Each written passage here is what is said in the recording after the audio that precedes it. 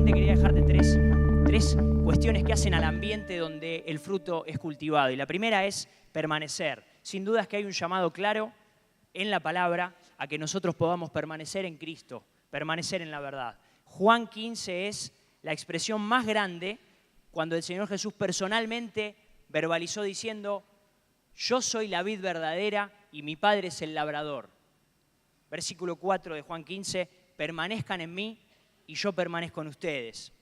Se trata de que esa es nuestra conexión a la fuente de vida que nos permite llevar fruto, porque el Señor Jesús dijo: el que permanece en mí y yo en él, este lleva mucho fruto. Este es el que cultiva el fruto. Permanecer en él, versículo 7 de Juan 15, permanecer en su palabra, y versículo 10 de Juan 15, permanecer en su amor. Si hay un sello de un seguidor de Cristo, es que es una persona que dedica tiempo a permanecer y su vida es una constante intención y hechos de permanecer en el Señor Jesús. Persevera, prevalece, busca mantenerse en la verdad. Y más adelante, cuando ya el Señor Jesús no está y Pablo está hablando de esta verdad del fruto, él, si vos lo buscás, arranca en Gálatas 5, antes de describir el fruto, diciendo en Gálatas 5:16, anden en el Espíritu y no en las obras de la carne. Él ya arranca así, como diciendo, hay un camino y hay una cuestión que hace al cultivo, que es permanecer. Qué lindo es poder alentarnos unos a otros diciendo: hermano, permanecé, crecé. Y vos decirme a mí: permanecé. ¿En qué? En nuestros hábitos, en nuestra lectura, en nuestro conocimiento de la verdad. Qué lindo es poder mirarnos a la cara y decirnos juntos: cultivá, permanecé en la oración, en la confesión. Ayudá a que ese ambiente se forme donde el Espíritu va a ser cultivado. Hay una segunda cuestión que hace a esto de cultivar el fruto, y es la santidad. La santidad es otro elemento que hace al ambiente donde se cultiva el fruto, donde vos personalmente podés hacer. Somos apartados para Dios, y mantener nuestra conciencia de ello y las consecuencias que eso tiene en nuestra vida nos ayuda a cultivar cada contenido que vos has estado compartiendo, que vos has estado leyendo, que vos has estado recién hablando, orando con un hermano. La conciencia de que somos llamados a ser santos porque Dios es santo nos ayuda en esta dinámica de cultivar el fruto. Romanos 8:13 dice: por el Espíritu hagan morir las obras de la carne y entonces van a vivir. Y Gálatas 5:16, te lo dije recién, anden en el Espíritu y no satisfagan los deseos de la carne. Es decir, que en el camino de la santidad, en el camino de la santificación, ahí hay una llave para cultivar este fruto. Ahí hay una llave donde esto puede crecer, donde este fruto que hemos representado, ¿te acordás allá atrás en julio, en una naranja? Bueno, acá hay una llave donde ese fruto puede desarrollarse, puede crecer, para que luego, cuando lleguen las situaciones y ese fruto tenga que ser exprimido, tenga que pasar por un fuego de prueba, lo que deje ver es la obra del Señor Jesús. Soy llamado a mantenerme apartado para Dios, no satisfacer los deseos de la carne y andar en el Espíritu, mantenerme en la pureza de lo que hago, mantenerme en la pureza de lo que digo, de lo que apruebo, mantenerme en una pureza de vínculos. Soy llamado a ser apartado para Dios y la santidad nos ayuda en eso. Quiero hacerte solamente una mención de que cuando lo vemos al Señor Jesús, nosotros vemos ahí a una persona que es 100% hombre, nacido de mujer, nacido bajo la ley, una persona, y el texto de Colosenses nos dice que a la vez en el Señor Jesús habita corporalmente toda la plenitud de Dios, toda la plenitud de la deidad. Dios se hizo hombre en el Señor Jesús, y el Señor Jesús no tenía esta lucha que tenemos nosotros de decir: yo me tengo que mantener apartado. Él lo era. Él era santo, y el texto nos dice a nosotros, para ayudarnos, que el Señor Jesús fue tentado en todo, según nuestra semejanza, pero sin pecado. Por eso es que, hermano, cuando estamos hablando de cultivar y estamos hablando de vivir en el Espíritu, vivir en la verdad de Cristo, estamos poniendo al Señor Jesús adelante y estamos invitándonos a clavar nuestra mirada en el Señor Jesús, que padeció igual que nosotros, pero sin pecado. Se mantuvo en esa santidad. Y lo último, hay otra cuestión que hace al ambiente de donde se cultiva el fruto, en una persona, en una familia y en una iglesia, que es la comunión. Es poder rescatar juntos el valor del conjunto. Hay una diferencia que se nota entre quien ata su vida a la vida de la comunidad y quien no lo hace. Hay una diferencia notoria en cuanto al fruto que puede desarrollar. Nosotros no somos ningún grupo social, no somos un club, no somos una sociedad de fomento, somos el cuerpo de Cristo en la tierra. El Señor Jesús es la cabeza de la iglesia, por lo tanto la iglesia es un cuerpo, es su cuerpo. Y cuando hablamos de iglesia no estamos hablando de este edificio, no estamos hablando de venir a una reunión, no estamos hablando de un cartel, sino que estamos hablando de personas que han aceptado la voz de Dios, que han escuchado, que se han santificado en la sangre de Jesús y que han ingresado a ser parte de ese cuerpo que es la iglesia. Rescatar el valor de la comunidad, rescatar el valor de la comunión, rescatar y poner como prioridad congregarnos es un hecho que hace a que el fruto en tu vida se desarrolle de una mejor manera. Efesios 4 nos habla de la unidad y nos habla de los dones. Y en el versículo 12 dice que todo eso que Dios ha provisto en cada uno es para perfeccionar a los santos, plural, para la obra del ministerio, para la edificación del cuerpo de Cristo, hasta que todos, plural, lleguemos a la unidad de la fe y del conocimiento del Hijo de Dios. Qué lindo, hermano, es poder decirnos juntos unos a otros, dale, vamos a permitir que el Espíritu Santo forme en nosotros el fruto y vamos a cultivarlo juntos, permaneciendo en santidad y congregándonos. Qué lindo es poder ser parte de una familia que valora armar personalmente ese escenario como para que después la semilla caiga y dé su fruto y ese fruto permanezca. Así que lo que quiero hacer simplemente es, con estas 3 cosas prácticas, ayudarte a ver y ayudarme a que veamos juntos qué bueno que es haber escuchado todo este tiempo la palabra y poder ponerla en práctica cada oportunidad que has tenido. Yo no sé si vos te encontrás que necesitas retocar este tema de la permanencia o el de la congregarse o el de la santidad, pero todos estamos llamados a mantenernos puestos los ojos en Jesús, que es el autor y el consumador de nuestra fe, podamos correr con paciencia esa carrera. Y hermano, te aliento y me aliento, y anda a tu grupo y anda a tu casa a levantar cómo estas cosas nos pueden ayudar a cultivar lo que Dios ha dado. ¿Está bien? Cierro con un episodio. ¿Cómo lo vemos al Señor Jesús en este tema de la comunión? El texto del Evangelio nos relata una vez que el Señor Jesús era niño y la familia subió al templo a adorar y a celebrar la Pascua, como era una costumbre. Se fueron de su casa a Jerusalén. Días de camino, en caravana, todos a Jerusalén.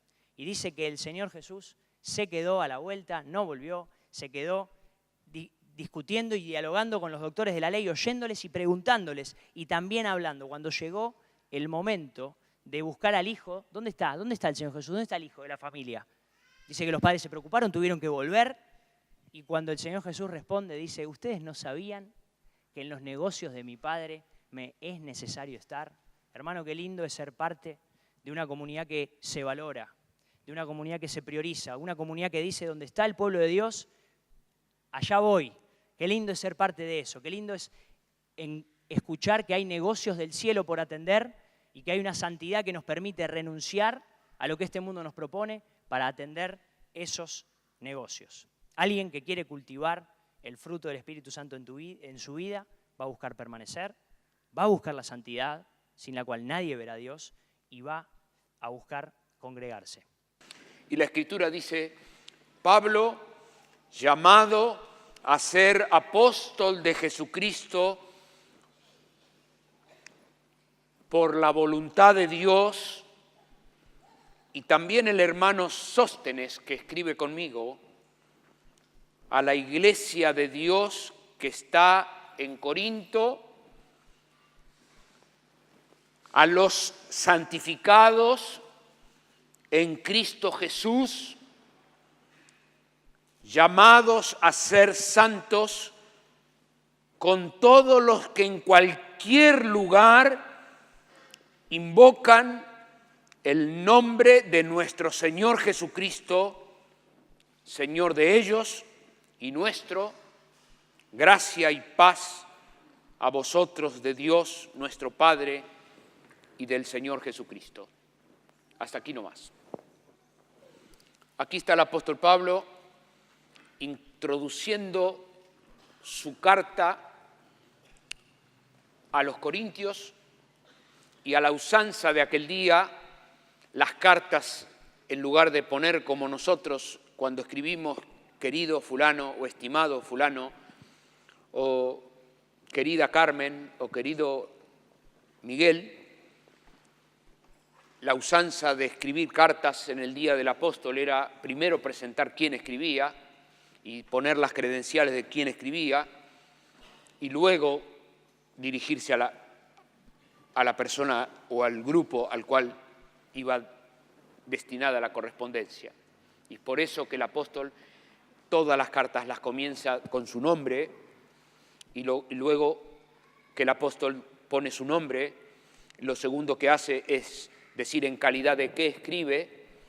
Y si a usted le gusta la lectura de la palabra en la semana, usted puede repasar los encabezados de sus distintas cartas, y usted va a encontrarse con que hay muchas que el apóstol las comienza igual y hay otras que no, y todo tiene su razón por el contenido del mensaje que el apóstol tenía para transmitir. En este caso, el apóstol se llama a sí mismo Pablo y está hablando de sí, y él se muestra endeudado y dice: yo he sido llamado a ser apóstol, yo he sido llamado, no soy como los otros que estuvieron viviendo con el Señor Jesús durante sus 3 años de ministerio público, que estuvieron con el Señor Jesús. Yo no soy del grupo de ellos, yo fui como un abortivo, llegó a decir después. Yo fui llamado al último. Cuando ya el grupo de los apóstoles había quedado constituido, el Señor había estado con ellos, yo no estuve en la última cena, no fui parte de la celebración aquella noche extraordinaria del pan y del vino. Yo llegué luego, yo ya fui llamado a ser apóstol. Yo no estoy entre los que fueron inicialmente integrados al apostolado, sino que el Señor me llamó a mí camino a Damasco. Cuando yo iba respirando amenazas, yo era un perseguidor, yo era menos que los demás, yo fui un blasfemo, fui perseguidor. Yo fui un llamado a ser apóstol. Me llamó el Señor: Saulo, Saulo, ¿por qué me persigues? Yo soy Jesús a quien tú persigues. Saulo, dura cosa te es dar patadas contra el aguijón. Yo fui llamado a ser apóstol. Pablo trae a la memoria un corazón noble de un siervo de Dios que no tiene nada que esconder. Dice: yo soy Pablo, y yo, Pablo, yo soy el llamado a ser apóstol. Ese quiere hablar. Les tengo algo para decir. Yo he sido llamado. Y he sido llamado a ser igual que los otros. Yo he sido llamado, he sido agregado, pero a la par, he sido agregado a la par. Soy apóstol. Y el apóstol, él defendió su apostolado largamente, extensamente, probándole a los hermanos de su día que él había visto a Jesucristo resucitado, que él había estado cara a cara con él, que el Señor se había encontrado con él, y él tenía las credenciales del apóstol como las tenían los demás, porque así como ellos habían estado con el Señor, Saulo de Tarso también estuvo con Jesús, y él da razones, Pablo, llamado a ser apóstol de Jesucristo, y lo dice de una forma clara: soy por la voluntad de Dios. Como diciéndole al que escucha y a nosotros que leemos hoy: no estoy por mérito propio, no es porque yo me porté bien, no porque intenté, no porque lo busqué, no, me tropecé con el llamado, me tropecé camino a Damasco, yo iba camino a otro lado, mi vida iba rumbo a otra cosa. Si hubiera sido por mí, mi vida hubiera estado derivada en otro asunto. Yo he sido llamado. Y en otro momento de sus escritos, el apóstol dice: me es impuesta necesidad predicar a Cristo. Me ha llegado el llamado. Me ha llegado un llamado a ser de Jesucristo. Soy de Cristo. Y el apóstol sigue presenta al hermano Sóstenes que está con él y se dirige a la iglesia de Dios que está en Corinto y los llama santos, a los santificados en Cristo Jesús. Los llama santos, les dice santos. Y cuando cualquiera de nosotros nos ponemos a leer la carta a los Corintios que el apóstol está escribiéndoles, estamos frente a una congregación que tenía poco de conductas santas, porque se estaba portando mal. Había dentro de la congregación facciones de gente que decía yo soy de Pablo, yo soy de Apolos, yo soy de Cefas, y se disputaban entre sí por quién era el pastor más inteligente al cual seguían distintos grupos. No estaban unánimes, no sentían una misma cosa, no estaban sintiendo lo mismo, no eran de un mismo sentir. Y el apóstol escribió esta carta para corregir esa desviación de la congregación. Sin embargo, y a pesar de sus divisiones internas, el apóstol los llama santos, dice a los santos, a los santos. Esta congregación, en el capítulo 7, 6, 7, 5, 6, 7, ya el apóstol Pablo está hablando de un asunto que había dentro de la congregación, uno que vivía vidas en común con la madrastra, con su madrastra. Y la congregación sabía que este muchachito estaba teniendo vida en común con su madrastra. Y la iglesia, lejos de exhortarlo al muchacho o disciplinar el cuadro, estaba tomándolo a este chico como si fuera un playboy, como si fuera Isidorito Cañones, diríamos a mi edad. Los chicos no saben quién es Isidorito Cañones. ¿Quién es? ¿Qué saben quién es? Bueno, que lo googleen, ¿no? Que vayan a Google. Que el doctor Google les diga quién era. Pero lo cierto es que la congregación estaba tomándolo como si fuera un pícaro el muchacho, como si fuera un vivo. Qué bien, mirad, qué vivo que se está acostando con la madrastra. Y el apóstol tiene que exhortar a la congregación y decirles que disciplinen el cuadro. Y le dejo para que cada uno de ustedes lea qué disciplina instauró el apóstol Pablo para corregir una desviación en una congregación a la cual el apóstol llama santos, santos. Les dice santos, los saluda y les dice santos. Pero resulta que esta congregación estaba llena de dificultades, de luchas, de debilidades.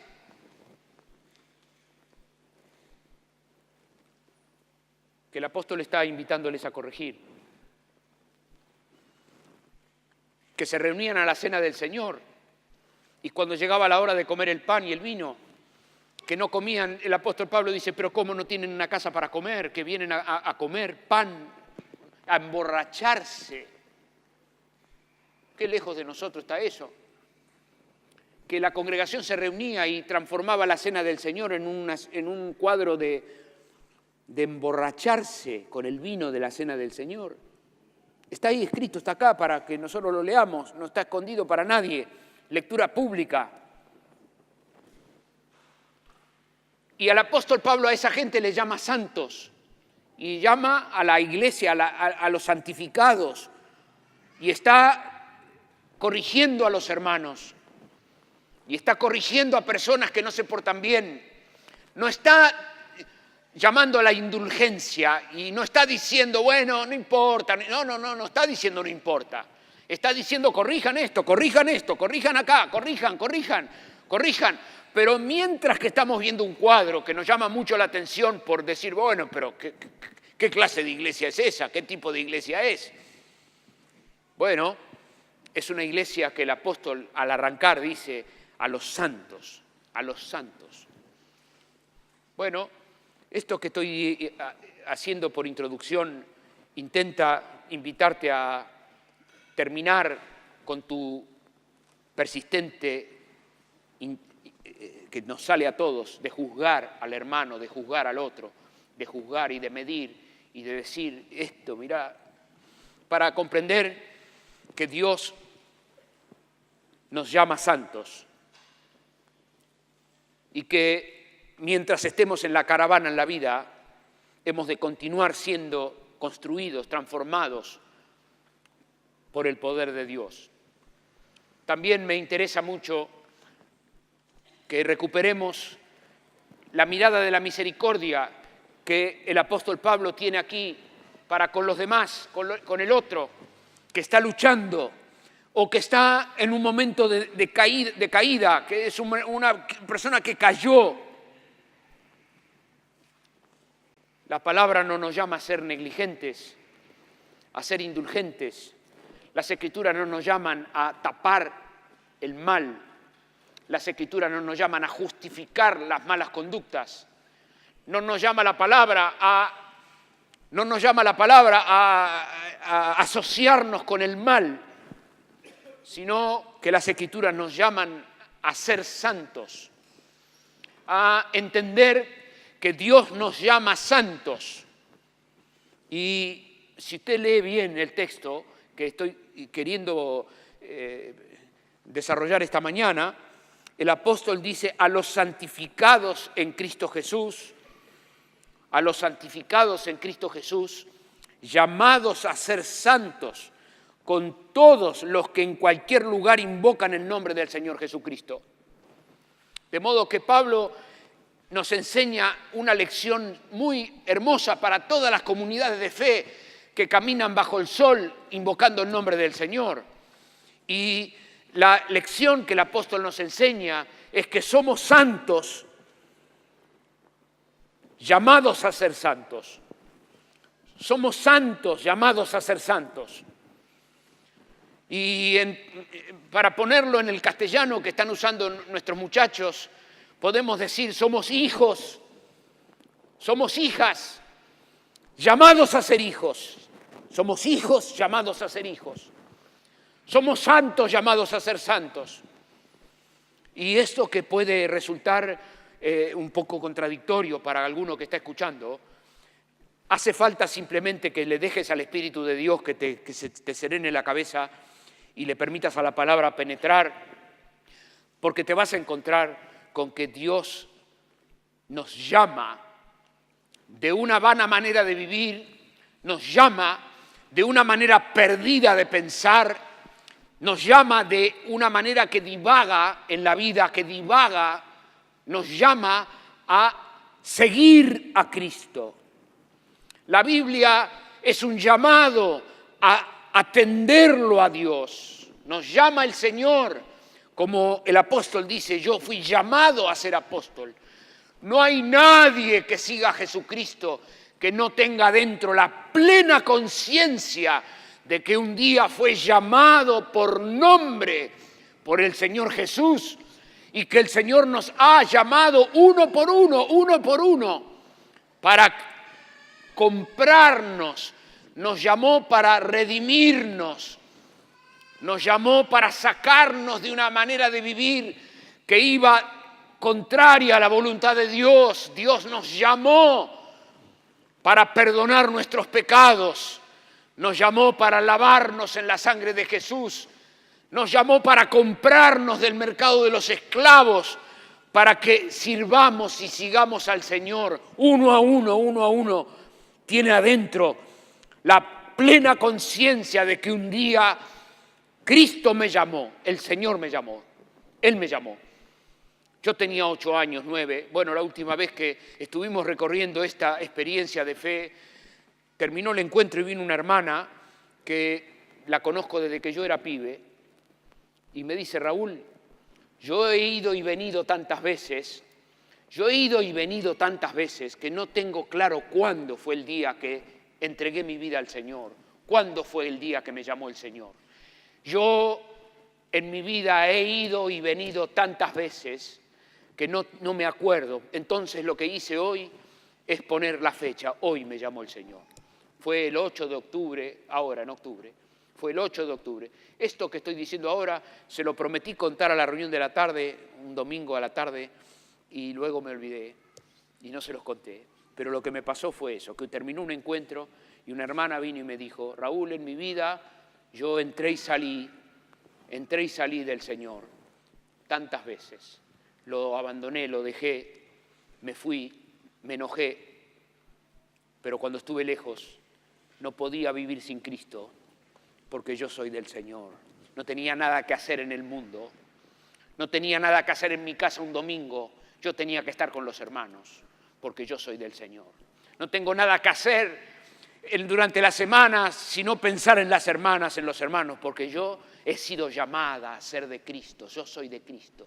Y como no me acuerdo la fecha cuando entregué mi vida al Señor, pues de ahora en adelante voy a decir que hoy, 8 de octubre, yo entendí que Jesús me llamó y yo soy de Cristo, soy de Cristo. He sido comprada por la sangre de Jesús y mi vida le pertenece al Señor. Yo soy del Señor.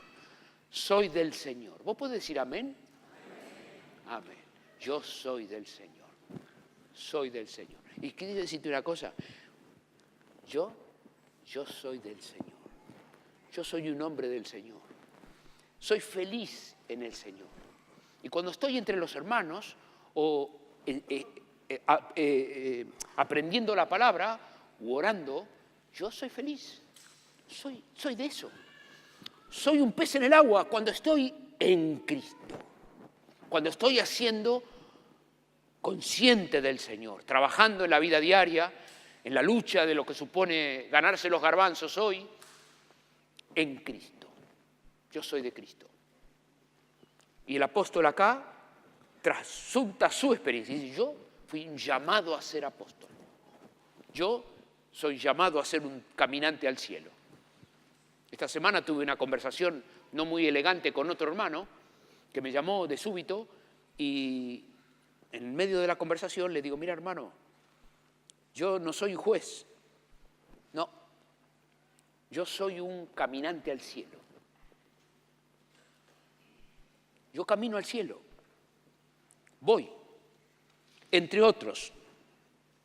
Por la misericordia de Dios, la sombra que Dios me dio proyectar es una sombra mayor, menor. Dios juzgará en el día postrero.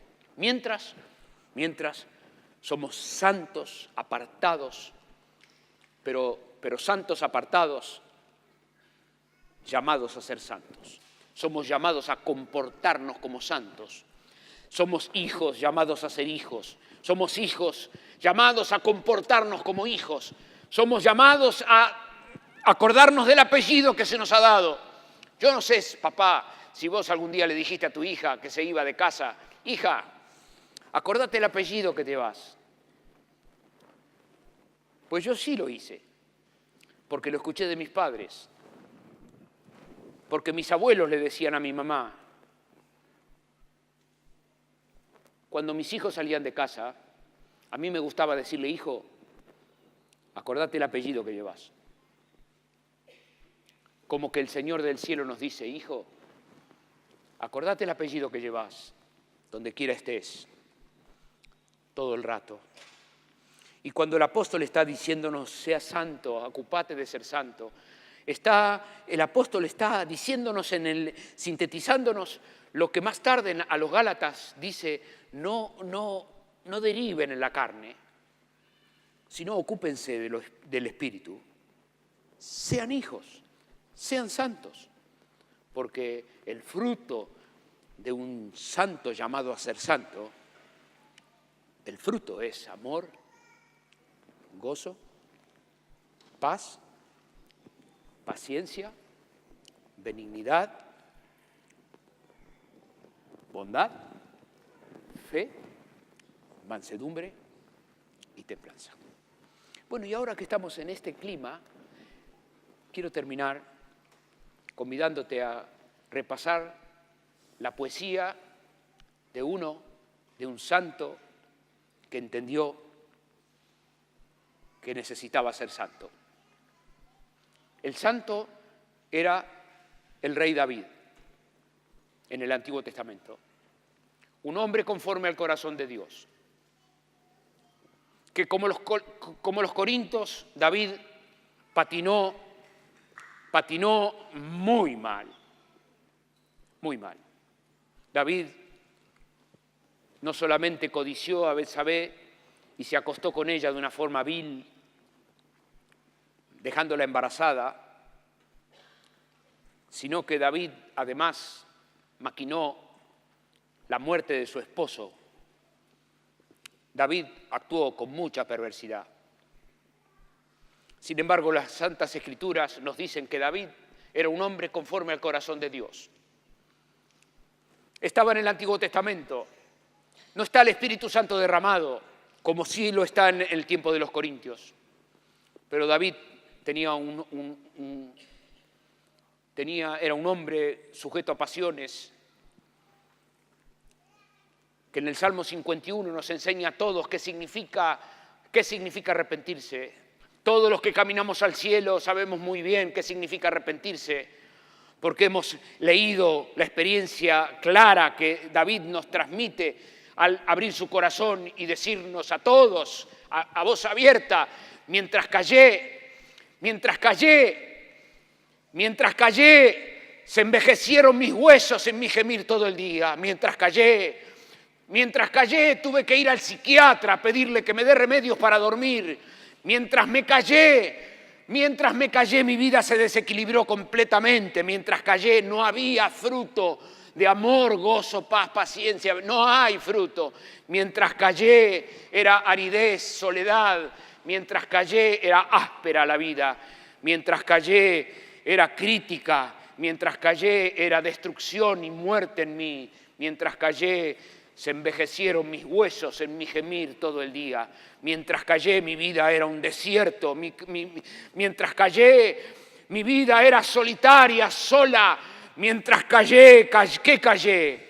Callé lo que yo solo sé, lo que nadie más supo, que yo maquiné, que yo codicié, que yo ordené, que yo abusé de mi autoridad, que yo le dije así, asá, y la persona hizo así, asá, a consecuencia de la autoridad que yo tenía. Yo era el rey y yo hice cosas aberrantes a los ojos de cualquier caminante de la vida.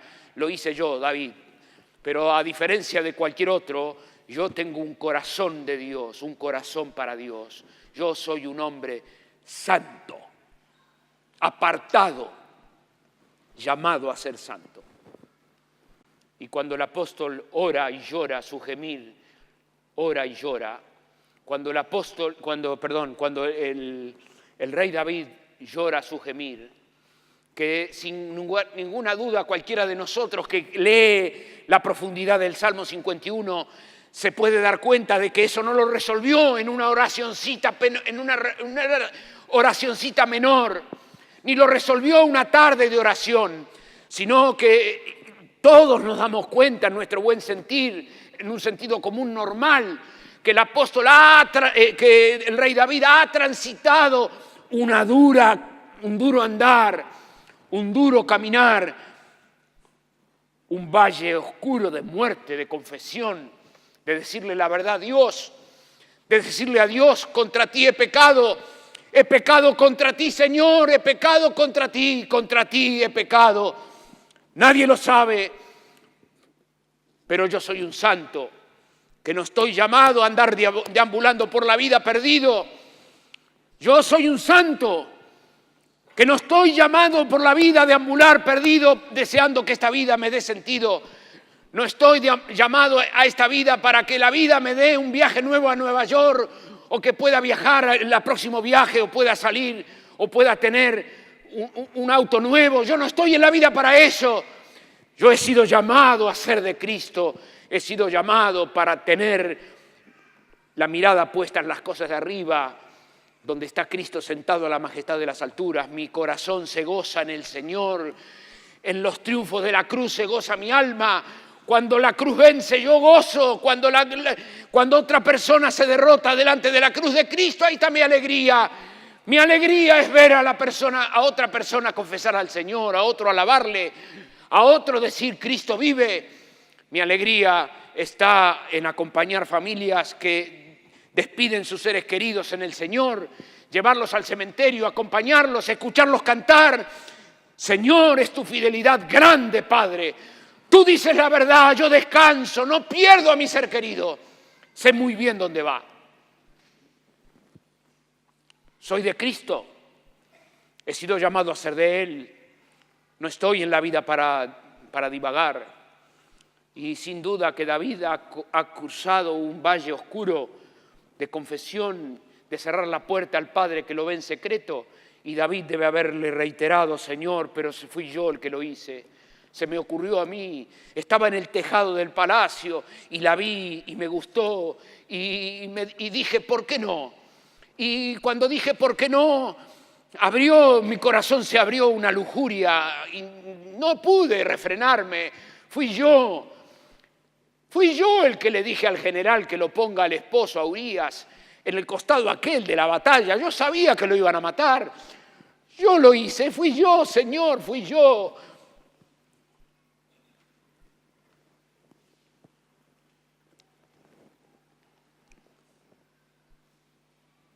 Cuando Juan el Bautista nos habló acerca de la venida del reino, nos dijo a los humanos: arrepiéntanse, conviértanse, háganlo como para que sean perdonados vuestros pecados. La voz del cielo dice: yo soy una voz que clama en el desierto. Arrepiéntanse, vuélvanse de todo corazón a Dios, crucen el profundo valle de la sombra de la confesión, la muerte que representa decir: Señor, fui yo y no nadie más que yo. Ese día que podemos abandonar la tendencia que tenemos a echarle la culpa y la responsabilidad a nuestra esposa, a nuestro cuñado, a nuestro tío, a la vida, a nuestro padre. El día que se nos acaban los argumentos delante de la santidad de quien nos llamó a ser santos y nos invita a vivir diariamente a la altura de la vocación a la cual hemos sido llamados.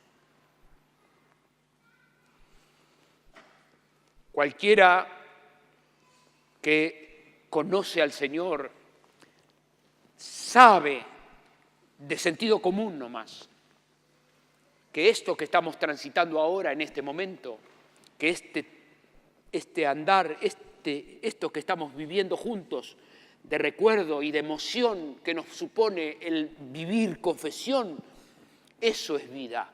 Ahí hay vida. Que la miel de la vida está ahí. Que el disfrute más profundo del humano está ahí. Que no tenemos un momento de mayor gozo que cuando estamos de rodillas, humillados, auténticamente quebrantados por la presencia de la santidad de Dios, que nos llama santos y nos invita a ser santos. Y cuando nos damos cuenta que nuestra vida no es santa, pero vemos a Dios, la Escritura nos cuenta: bienaventurado el de limpio corazón, porque el de limpio corazón, cuando se da cuenta que su corazón no está limpio, va a volver a confesarse para ver a Dios, porque bienaventurado el de limpio corazón, porque ese va a ver a Dios. Y David, por la misericordia de Dios, nos ha dejado a todos un registro para nuestra alegría, el registro más querido por el pueblo de Dios en la historia. Si algún salmo cantamos, si algún salmo reiteramos, es el salmo de David perdonado, es el salmo del santo llamado a ser santo que se reconcilió, es el salmo del hijo que dijo: papá, he pecado contra el cielo, he pecado contra ti, yo soy un miserable, yo te traicioné, vos me llamaste a ser santo y yo me fui de casa. Yo fui a buscar que la vida me diera gozo, yo fui a buscar que la vida me dé sentido, creí que el dinero me iba a dar sentido, creí que las empresas me iban a dar sentido, creí que las amistades de este mundo tenían sentido para mí, creí que la sexualidad desenfrenada era la fuente de gozo. Yo creí que si me acostaba una vez y otra vez iba a ser feliz. Encontré vacío, terminé solo, vacío, árido, terminé enfermo. Querido, he caminado años entre el pueblo del Señor y la vida me regaló la oportunidad de ver a muchos que durante años se sostuvieron criticando al pueblo de Dios y viendo como absurda esta palabra.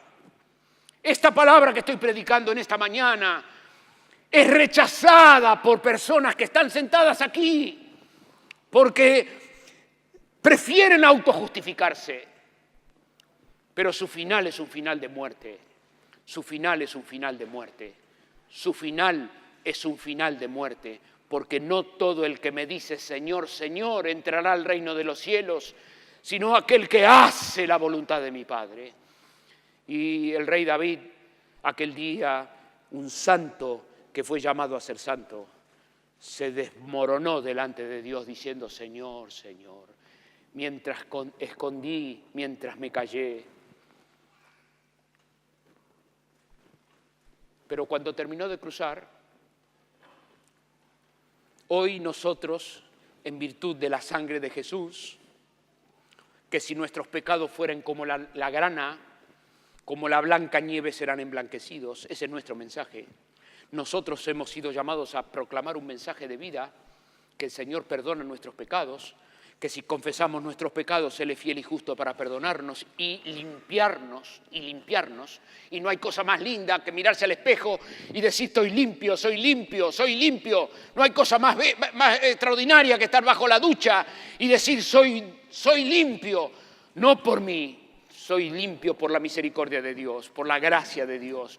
Soy endeudado, estoy endeudado, no tengo cómo pagar el hecho de sentir mi conciencia tranquila. Estoy en paz para con Dios por medio de Jesucristo. No tengo cómo expresar el gozo que tengo, ni tengo cómo vivir diariamente a la luz de la deuda que tengo eternamente delante del Dios vivo y verdadero, que me ha perdonado enviando a su Hijo Jesucristo a morir por mí. Me dio vida que no era mía, que no brota de mí, que no la entiendo psicológicamente. Me llegó por gracia, somos salvos. Por medio de la fe nos acontece un llamado, nos acontece la gracia de Dios que golpea nuestro corazón y nos llama. Si alguno oye y abre la puerta, yo entraré a Él y me voy a quedar a hacer una casita, una morada de Dios en el Espíritu. Y estoy estirando para terminar con el Salmo que dice, Jehová es mi pastor. Él es mi pastor. El Rey de Reyes, el Dios del universo, el Señor del cielo, Él es mi pastor. Yo soy de Él. Soy una oveja de su rebaño. Él es mi pastor. Jehová, Dios, es mi pastor.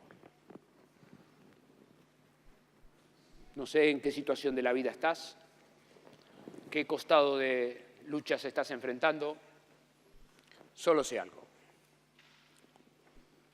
que si Jehová es tu pastor,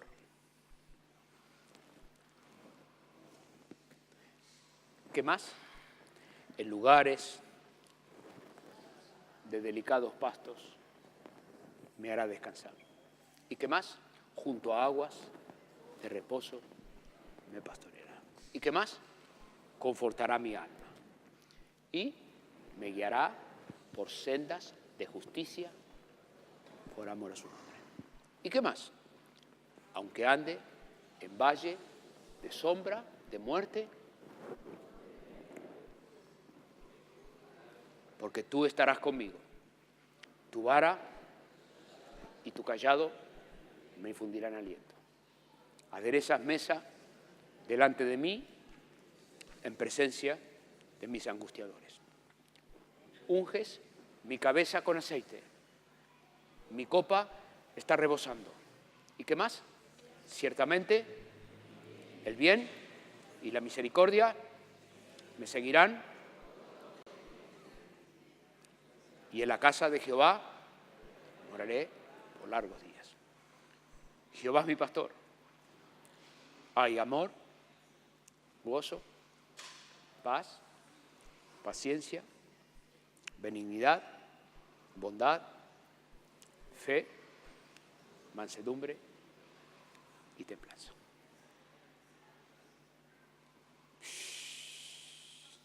Que el Señor te bendiga hoy. Dale permiso a la palabra a penetrar tu corazón. Dejale a la Escritura reinar en tu vida. Dale una oportunidad al Espíritu que está aquí presente esta mañana a convencerte de todo pecado. Que pueda el Espíritu Santo ganarte en la batalla que se está librando ahora mismo en tu mente, como para que puedas hacerte cargo de tu vida delante de la santidad de Dios. Y puedas decirle, Señor, no se trata de ningún otro más que yo. Y te quiero pedir, por favor, ocúpate de predicar esta palabra. Esta semana no dejes pasar, predica esta palabra. Dale una oportunidad a quien tenés cerca, a que sea un santo, comprado por la sangre de Jesús. Y si acaso ya lo es, invítalo a vivir a la altura de la vocación a la cual fue llamado.